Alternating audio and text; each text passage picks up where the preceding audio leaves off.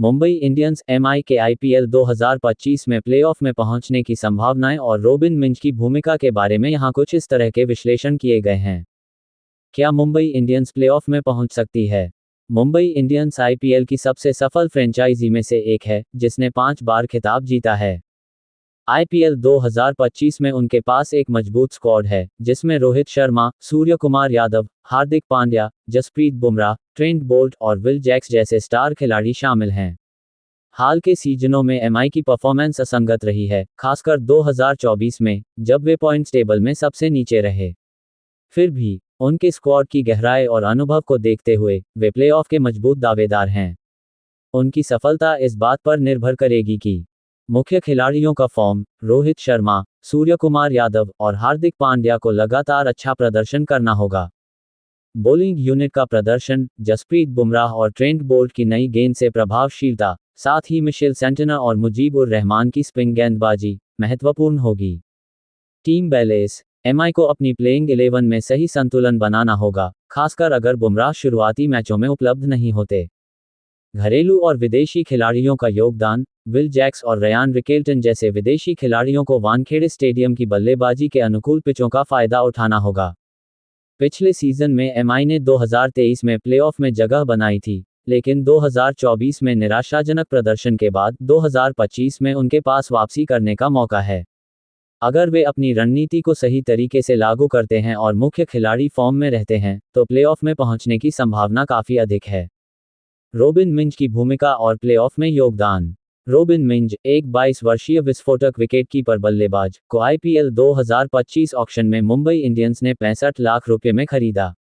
वे पहले आदिवासी क्रिकेटर हैं जिन्होंने आईपीएल में डेब्यू किया, और उनकी तुलना झारखंड के क्रिस गेल और अगले धोनी से की जाती है।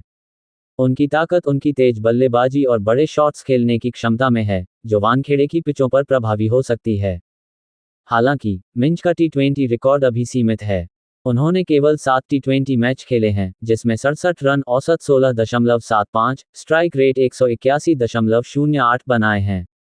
आईपीएल 2025 के पहले मैच में चेन्नई सुपर किंग्स के खिलाफ उनका प्रदर्शन अच्छा नहीं रहा, जहां वे केवल 3 रन बनाकर आउट हो गए। फिर भी एमआई की स्काउटिंग और उनके डेवलपमेंट कैंप्स में मिंज की रॉ पावर ने कोचिंग स्टाफ को प्रभावित किया है। मिंज का प्लेऑफ में योगदान।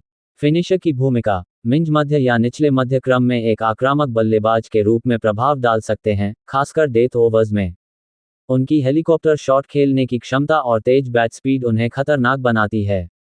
Wicket keeping. मिंज विकेटकीपर के रूप में रयान रिकेल्टन के बैकअप हो सकते हैं। अगर रिकेल्टन फॉर्म में नहीं है, तो मिंज को मौका मिल सकता है। प्रभाव। मिंज का अनुभव कम है, इसलिए उनसे अकेले प्लेऑफ में एमआई को पहुंचाने की उम्मीद करना अव्यावहारिक होगा।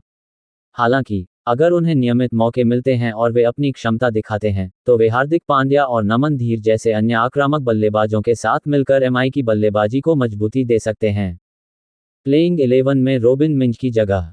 मुंबई इंडियंस की संभावित प्लेइंग 11, जब हार्दिक पांड्या और जसप्रीत बुमराह उपलब्ध हों, इस प्रकार हो सकती है।